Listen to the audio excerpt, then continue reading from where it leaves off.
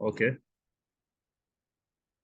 All right. So other questions will be other questions in the chat box will be attended at the end of this webinar. So with me here, I have my panelists. I have Chris, I have Chisom.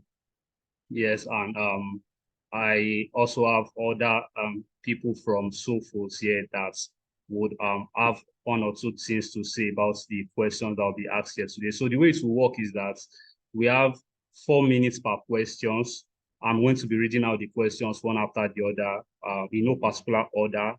Then our panelists can answer these questions. So let's say, for example, if Chris answered this question 1, for example, and Chisom have addition to the answer, additional answer to that question, he can also put in his own contribution to the questions.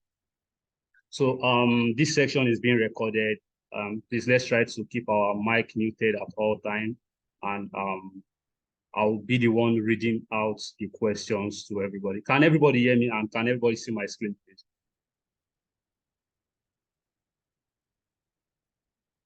Yes, we can hear you. Okay, that's fine. So we'll be starting now. Chris, Chisom, I would just like our panelists to to briefly introduce themselves before we start.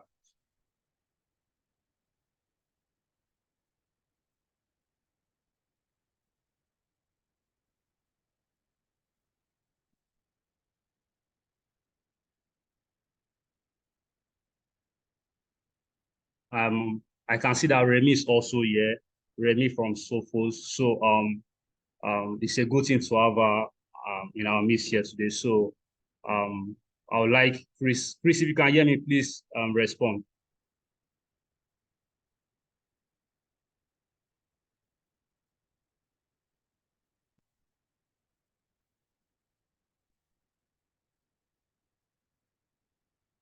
Okay. Okay, I think it's just okay. Chisom, are you there?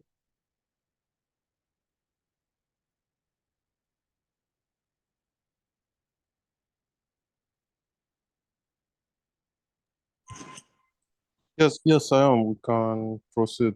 Okay. Okay, Chris is back now. Okay. Chris, are you there? Can you hear me now?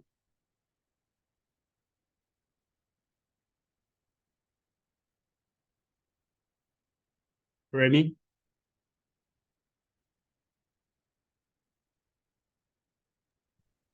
Yes, I can hear you now. I can hear you now. Can you hear me? Okay. Yes, I can hear you. So good, I can hear you now. Like I said earlier, per questions, we have 4 minutes.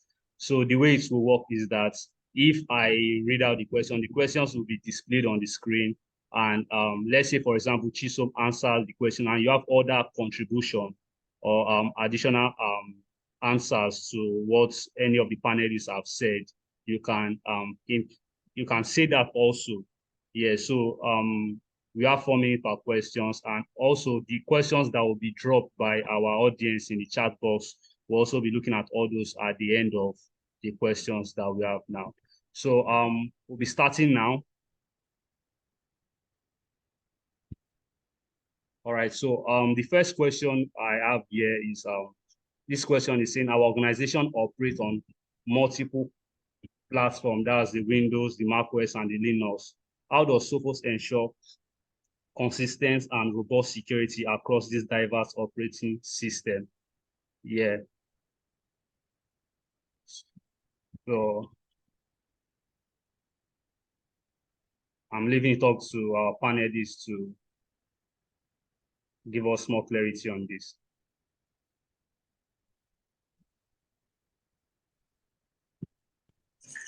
Okay, so I think for a start, if you are talking about the endpoint product, Intercept X actually supports Windows, Mac OS, and then Intercept X for servers works perfectly fine with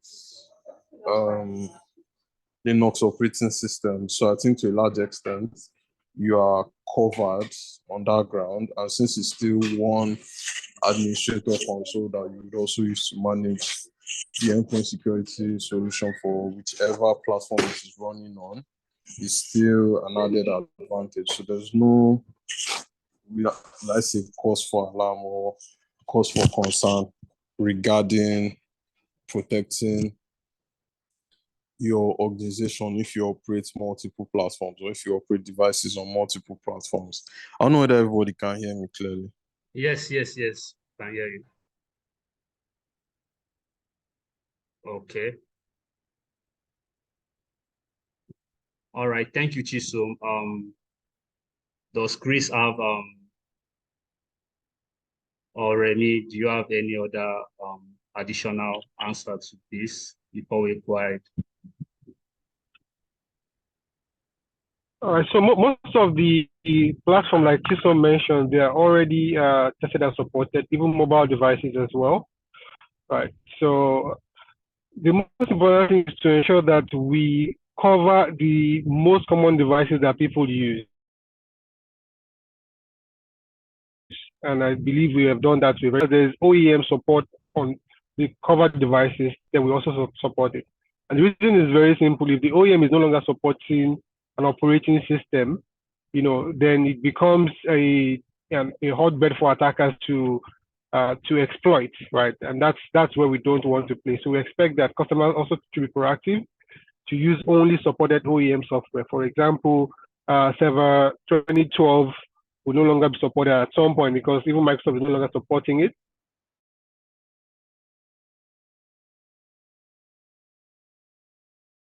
And we will also withdraw support at the OEM support, then definitely Sophos should be supporting.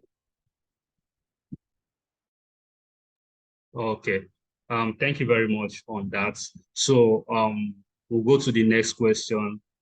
How does Sophos support IT managers in enhancing user training and awareness program to prevent social engineering attacks, especially in industry where employees may not have an extensive cyber security background? Okay.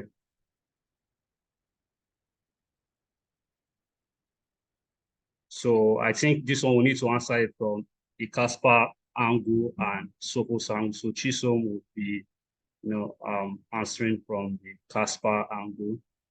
Yes, then maybe Chris can also help us from the Sophos side. Okay, so there are a lot of solutions that have been built with that in mind. For example, with the email security, there are color codes to help users make the right decision or to know if an email was sent from their organization. For example, if an email was sent from outside, it would tell you it was from an external organization, and you should be careful, with the response. So all these solutions have been built with the mindset that the people using them don't really understand cybersecurity. So we need to help them as much as possible. Similarly, the mobile protection now, the intercept text for mobile devices on your mobile phone, like your Play Store or your App Store, it's also been built to be user-friendly, to advise you, for example, the applications that you're using. If, for example, you have a calculator application that is asking for access to your SMS or your call records, a regular user would not look at that, but the intercept text application will look at that and tell you this application is asking for too much permission than it should be, which you would not know. Right. So a lot of these solutions are built with artificial intelligence that can help users to identify, malicious intent on time before they make mistakes. And that's what we've done. Then for the awareness also, we have tools like fish threats that we can use for end user awareness training and simulation. That also helps. It helps to drive home the point. So it's not enough to tell users, don't do A, don't do B. We have to continually also test them and train them if they fail those tests. So we have those tools in place. And the awareness, for example, the fish thread has been integrated with our email gateway. If a user is broadcasting spam emails, the system is able to create a campaign to test the user, to train the user, on social engineering, on phishing, on business email compromise, to have user.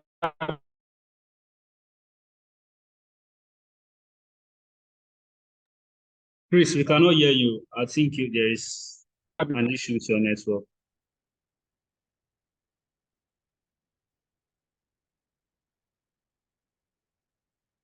Hello, Chris, are you there?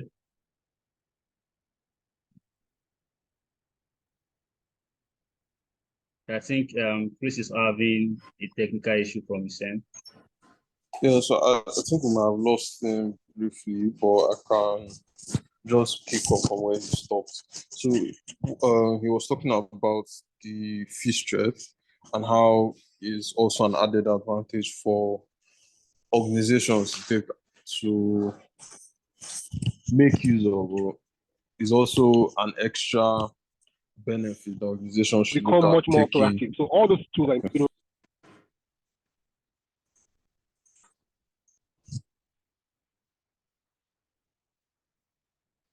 Okay, so organizations can take advantage of all the tools, whether it's the email security solution from Sophos or fish threat to be able to better help their users, because fish threat is actually especially helpful with helping users become more cybersecurity aware and for them to also make better decisions with regards to cybersecurity practices or being safe around technology or online. So besides that, from Casper perspective, we also help some of our customers to organize cybersecurity awareness sessions where we come in and break down some of all these concepts and break down all the things that people need to be aware of so that they could also be responsible in or play their role in also safeguarding their respective organizations. All right, thank you very much, Chiso. Chris, are you back now? Is your network fine now?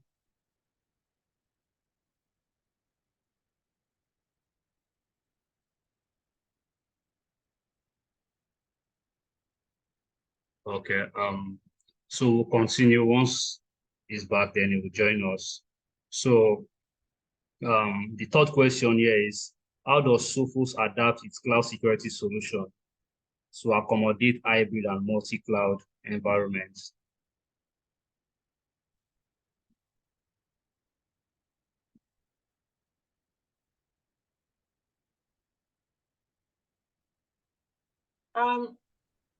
Good morning, everyone. My name is Remy. I'm a colleague of Chris. So while he joins, I will just step in whenever I can. Right. So the question is on how Sophos adapt to cloud security solutions. If you see a lineup of products, right, 99% of it is actually cloud-based, right? And this is as a result of us adapting to the way the current business environment is. Most of all our solutions are cloud-based, even our dashboard is also cloud-based. So, and if you have your assets on either Azure or AWS, our solutions can easily work with that.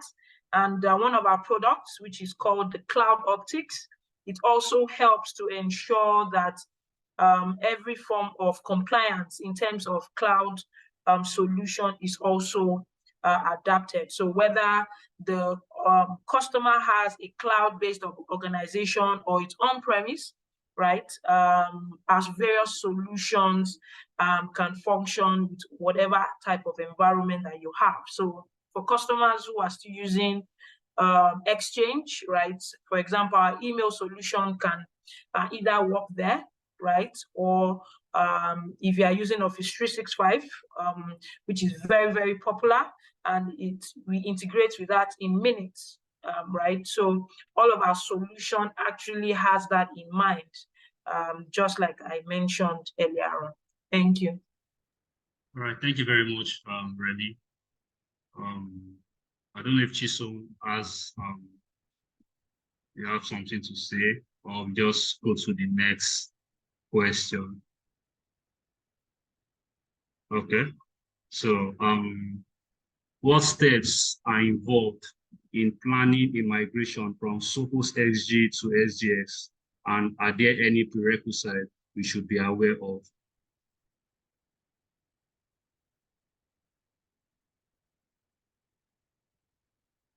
Over to you, the panelists.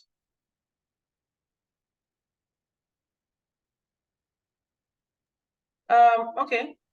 So basically the XG and the XGS. So the XGS is a new firewall appliance, right? A lot of changes that we did with the software, right? So if you are using an XG firewall and you upgraded from maybe version 19 and above, right? We made some software changes, and that is what we now did with the XGS, right? So for example, we have a particular processor that is just for deep packet inspection, right?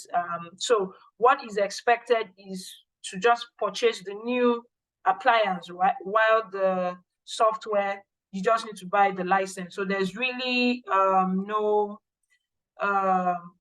basic steps per se, apart from just purchasing the new appliance. And if you also discuss with the salespeople, I think there's some form of promo that's currently going on, right, to actually permit that. So it's quite easy. You are just expected to back up from your Sophos XG appliance, then you just do a restoration on the XGS itself. So it's supposed to be seamless.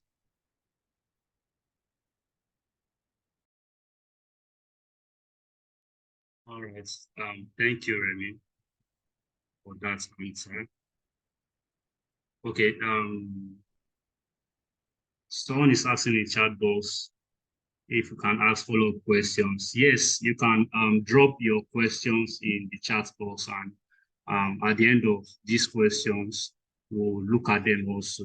So the chat box is open for anybody that's in maybe a follow-up question, or you are not clear. Just note down the question from the question number on the screen. We have question 1, 2, 3, and so forth. So if you have a follow-up question on question 4, then we can take the slide back there at the end. Then you ask your question, you mute yourself and ask or put it in the chat box, so you don't forget. All right. Question 5. Okay. So can you explain the mechanism Sophos employs to detect and block advanced threats in email communication? All right.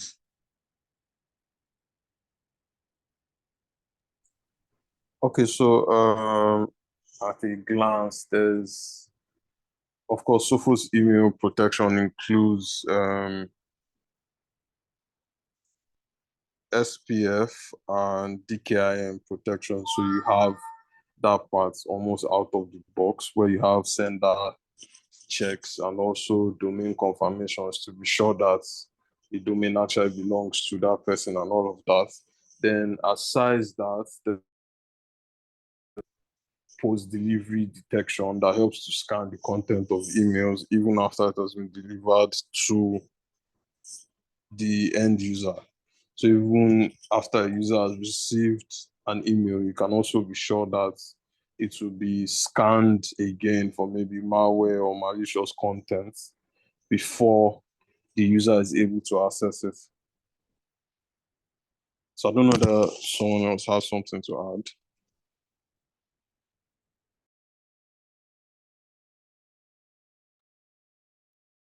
Yeah.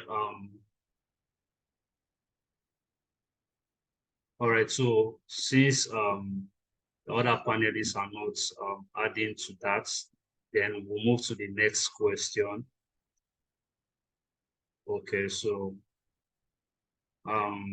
question 6. IT managers are constantly seeking the latest threats intelligence. How does Sophos integrate threat intelligence seamlessly to our existing infrastructure?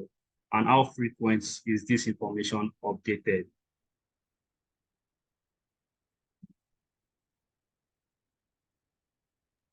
Okay. For our threat intelligence, right? If you are most OEMs that for example, use our threat intelligence. And for example, if you use Gmail, you already, let's say you're indirectly a Sophos customer, right? Because they use, I think, our malware or threat intelligence, right? So our threat intelligence is actually integrated with all our products. So if you are getting our endpoints, if you are using our server, our email, and the likes of that, right? You can you actually integrate to get any various information about any threats that you have. So it's not a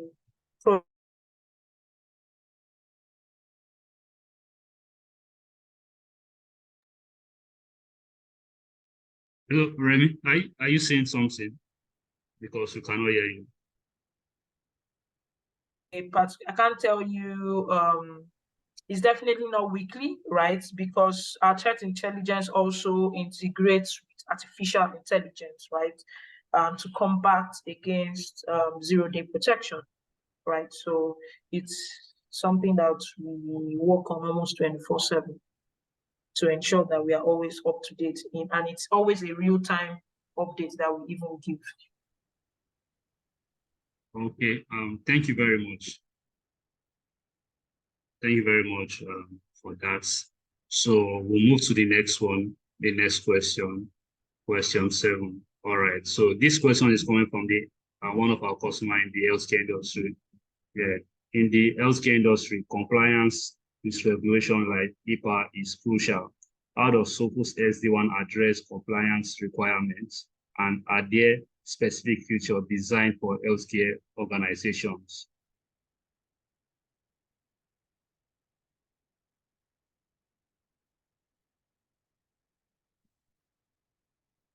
Can everybody hear me?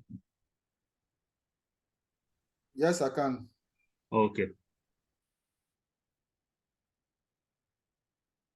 All right. So for the SD1,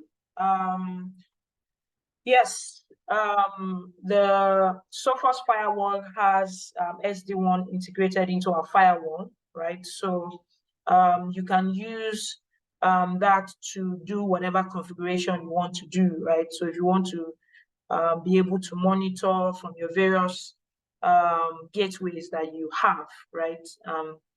We actually do that. And one of the other things we even have, when you check the reporting under the firewall, you can actually even get an IPCA report, right? Which is actually specified for the healthcare organization.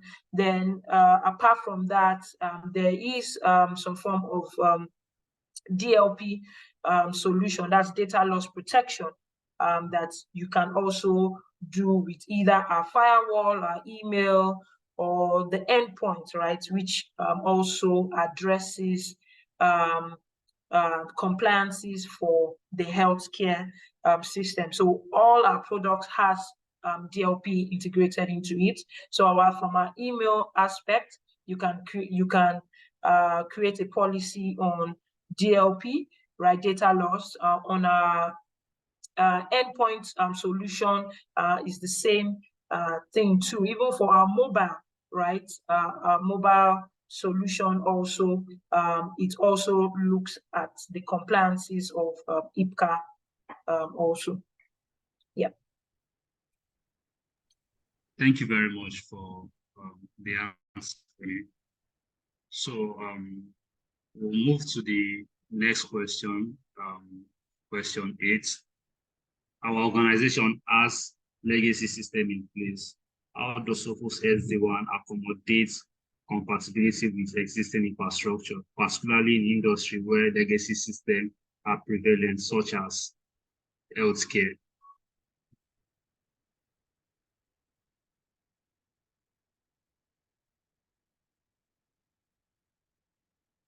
All right. So just as Chris said previously, right, in terms of the systems that we support, it's very, very important that for an organization that has the legacy systems, first things first is you need to replace that, right? So if, for example, you are still using a Windows 7 in your environment, you need to upgrade it, right? Because even Microsoft is not supporting it, and that brings about a vulnerability point to your organization. So all those legacy systems need to be replaced almost immediately, right? If you are being proactive. Then how does the SD-WAN accommodate compatibility with existing infrastructure? It works, it's seamless. So the SD-WAN, if you are using either a VPN as your gateway or an MPLS, right, it would integrate seamlessly with the existing infrastructure. Okay, thank you very much. Chisom, do you have any addition to what Remy has said? Yeah, so it's just like Chris said that there are that of course you also need to consider from the OEM's points. So if an OEM is no longer supporting a particular operating system, it might no longer be safe for you to keep it. But in the event where maybe replacing some of these legacy systems might prove to be extremely maybe expensive, it might be time to consider how will I put it now? Maybe siloing that environment and also cutting it off that from the internet completely, and also restricting access to it even within your office network, so that it doesn't maybe prove to be a problem in future. Okay, all right. Thank you very much for that answer. So now we'll go to the next question. Is there specific features in Sophos products that supports the principle of zero trust?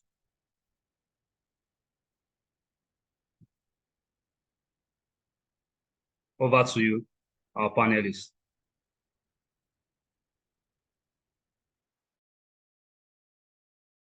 Yes, so Sophos actually has, okay.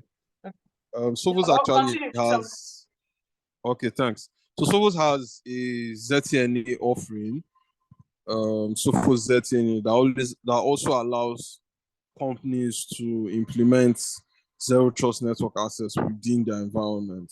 So of course, Sophos supports or has products that support the principles of zero trust. And it's also important for companies to start moving towards this zero trust ideology, because you shouldn't trust every single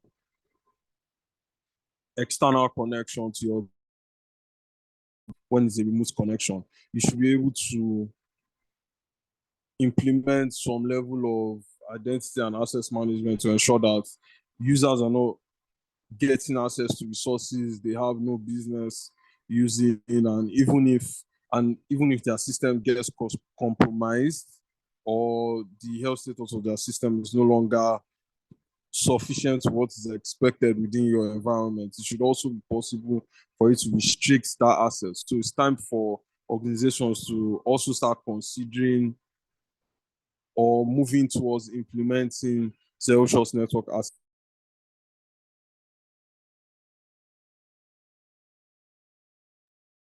All right, Remy, you were about saying something. So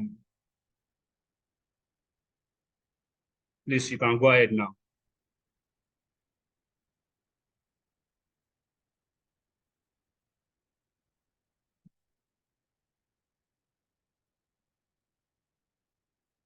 Okay.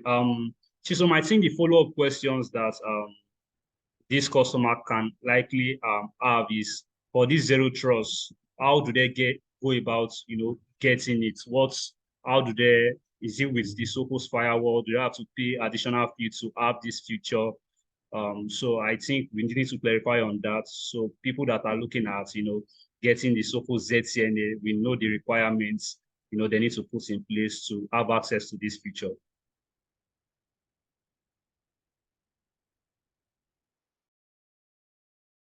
Yeah, so currently previously you needed to have like a separate gateway to act as your zero trust gateway for your environment. But currently you can now leverage the firewall and all of that to achieve the same thing. So you could continue using your current appliance to also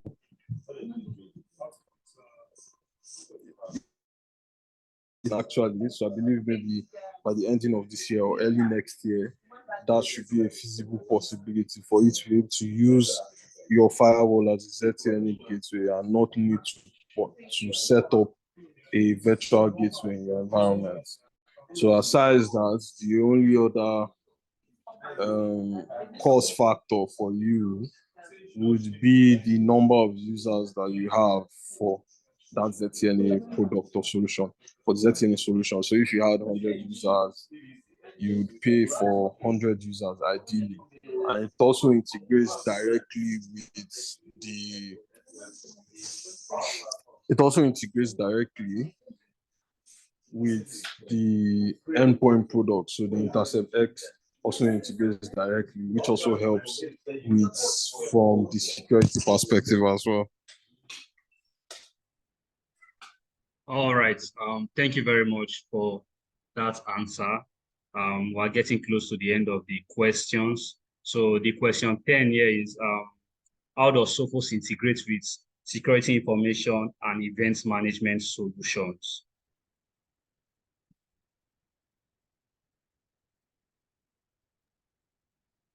Sophos Central can integrate it externally with a SIEM solution. So if you have a SIEM solution in your environment and you have a Sophos Central, which you use for any of our products, all you need to do is just configure an API and you can export the data or the logs from the Sophos Central to the SIEM solution.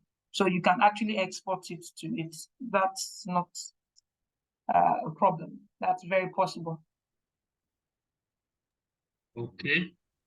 Thank you very much. I think that's clear enough. So we just move to our next question. Question 11. So what are the key feature enhancements in the Sophos XGS compared to the XG? And how can this benefit our organization security posture?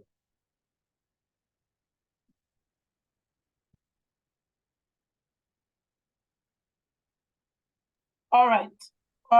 Just like I mentioned before, right? In terms of the hardware capabilities. So for example, in the XG, we used to have just one processor. So this one processor does the processing of the device and used for deep packet inspection, right?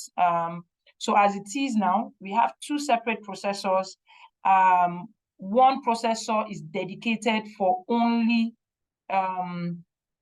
deep packet inspection, right? To make it faster in terms of processing security as it passes through the environment. So that's one of the major difference. So that's a dual processor architecture that was provided. We also have more copper or fiber ports, right? This is to accommodate the growing environment in terms of the office environment. You have a second power supply option being added to it. But the most, like I said, the difference between both of them especially is the dual processor architecture, which is supposed to support all key protection features without compromising the performance of the firewall itself. Yeah. Okay, thank you very much for that answer. So we'll move to the next question.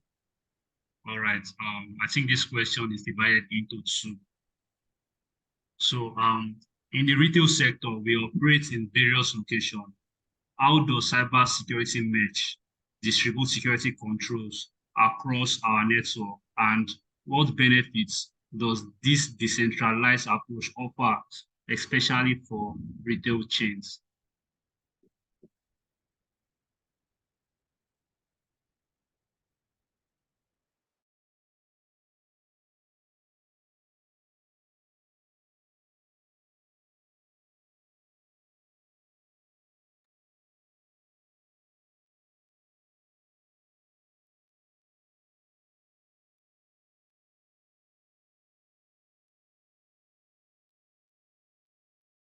So the floor is open for our panelists to help us out with this question.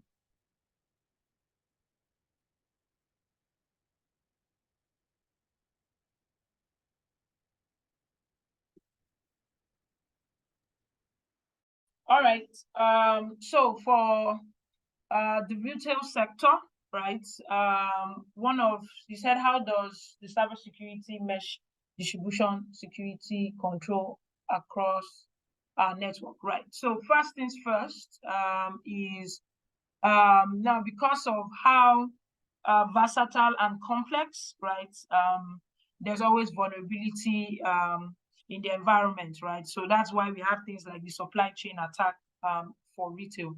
Now, for Sophos helps in ensuring that the various locations, for example, is secured in their network. So you can definitely, you start from the endpoints or the systems that are being used, right? Sophos Intercept X can actually provide security from that aspect. And also, you can also use Sophos Firewall with our SD-Red, right, to ensure that you can have all of this network visibility for the various locations that you have, right? So, and also you can use the ZTNA. So ZTNA will be used for secure network access to ensure that only the right people have access to the different locations or to the retail network that they have, right? Then secondly, the second question is, what benefit does this decentralized approach offer, right? It actually always just depends on the environment, right? So if you want it to be a decentralized architecture, you can still manage everything in one full dashboard on its own, right? If you want to ensure that one location is separated from one another, it's okay, right? But you need, the most important thing at the end of the day is to ensure you have visibility into all your locations, and every control point within the location is something that you have good visibility over at the end of the day. Yeah, thank you. All right, thank you. Chisom, do you have any addition to that answer, or we just move on?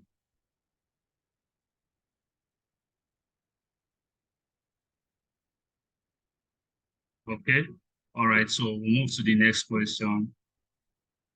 So in the unlikely event that a migration doesn't go as planned, what rollback procedure or contingency plan does Sophos recommend to revert to the previous XG configuration? I think this question is talking about the XG to XDS migration that fails to go as planned.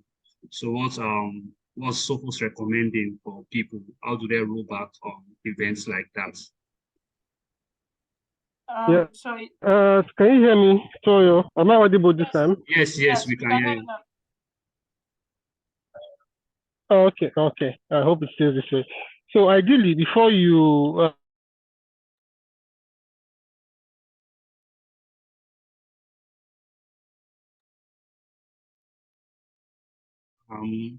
I don't think we can hear Chris again. can you still hear me? Okay, yes. Oh, okay. So in SFOS version 20, there's an auto firmware rollback mechanism in place now. So if you do an upgrade and the upgrade fails, it automatically roll itself back instead of staying in fail-safe mode and stuff like that.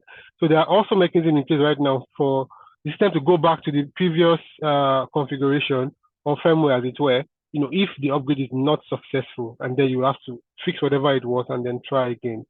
So back up before upgrade, and also the mechanism to auto rollback if the update fails. So I hope that helps. All right. Thank you.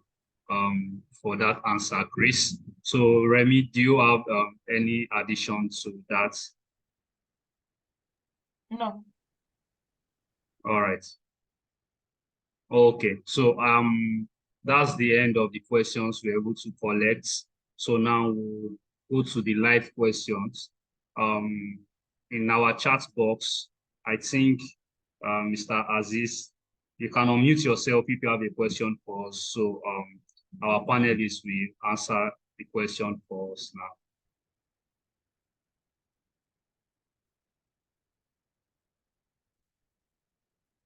And if there's any other question from anybody, you can also unmute yourself or put the question in the chat box.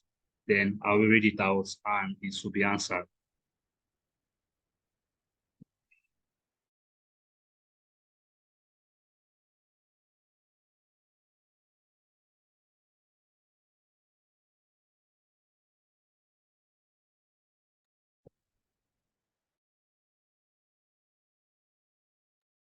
Okay.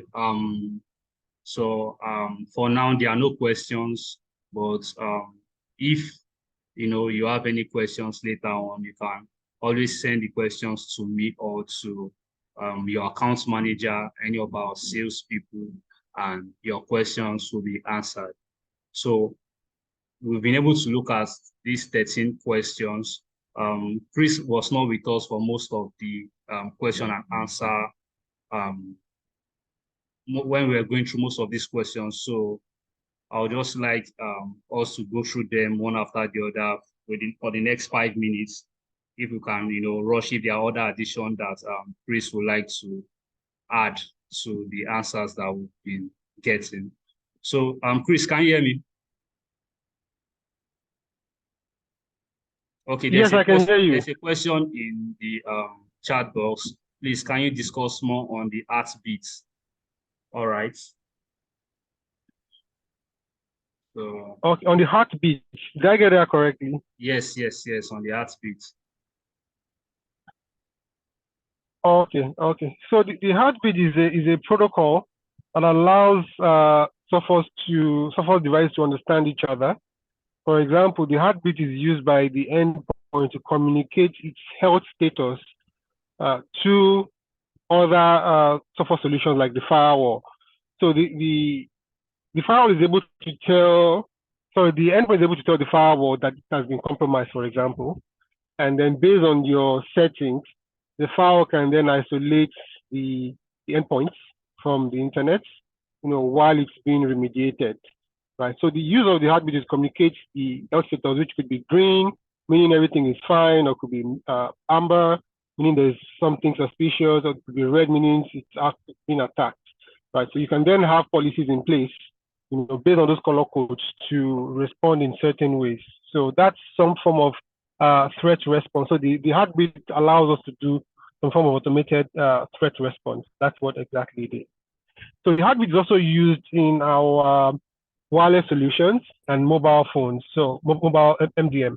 So there's what we call the wireless NAC, where devices connected to the Wi-Fi to software's wireless access points, can also make use of the heartbeat. If, for example, a particular device has been compromised, the AP would then be able to isolate that user from talking to other users as well. For mobile phones too, there's also the mobile NAC. If the mobile device is compromised, can also be restricted from communicating. So all of this is just to ensure that we have threat response in place. But let's not forget, threat response is not the solution, it's a reaction in itself.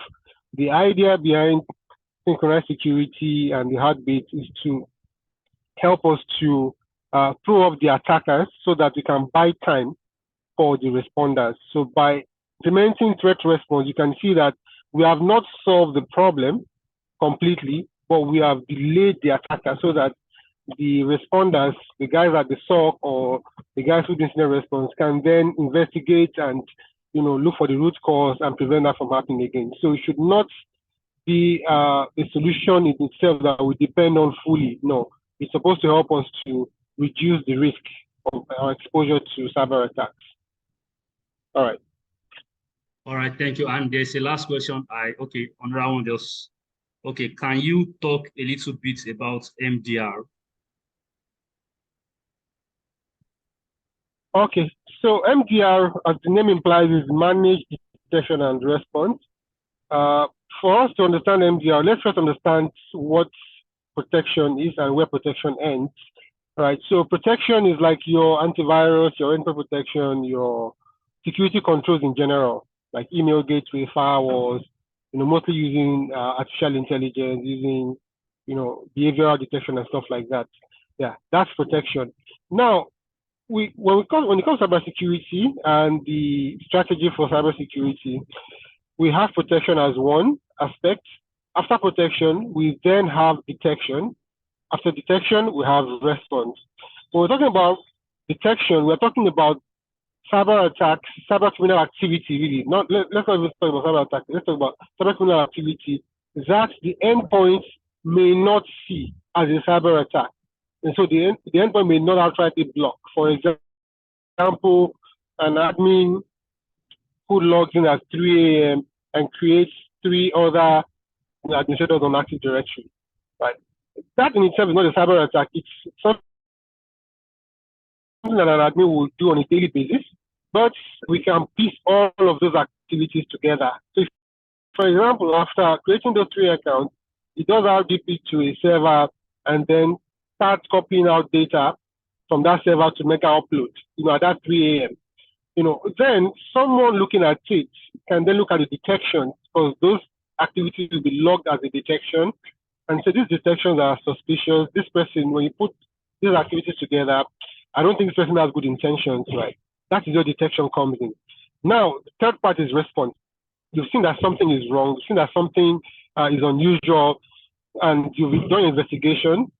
How do you then remove that attacker from your premises?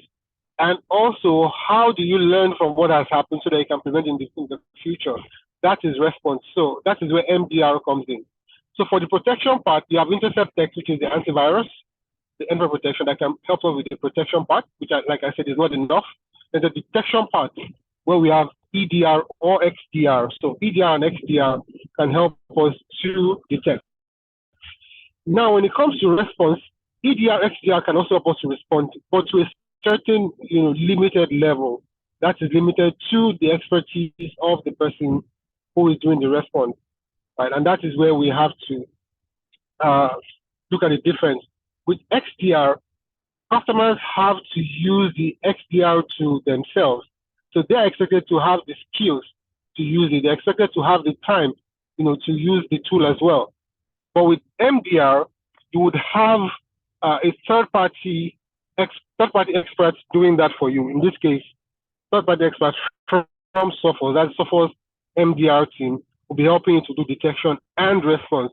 Mind you, they are not doing protection for you because protection is already being done by your antivirus. So it could be Sophos antivirus, could be any other antivirus doing protection for you.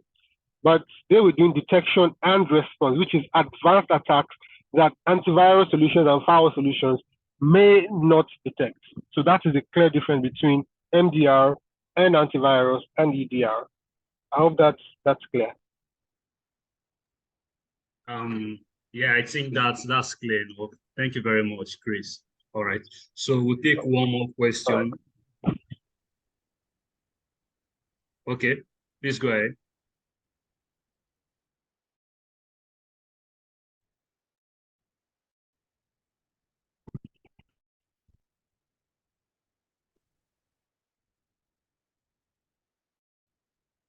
You can unmute yourself and ask your question.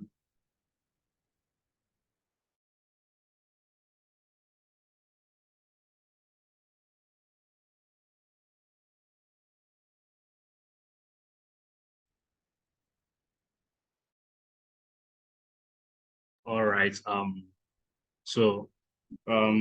Because of our time, we'll be wrapping up now. So I want to say special thank you to our panelists. Thank you to Chisom. Thank you to Chris and to Remy for your time. Yes, and thank you for everybody. Thank you to everybody for joining this webinar.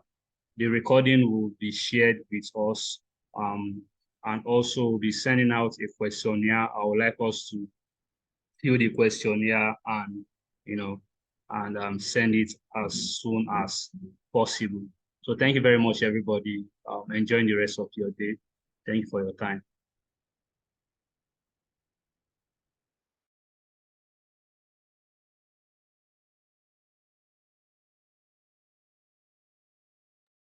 Yeah,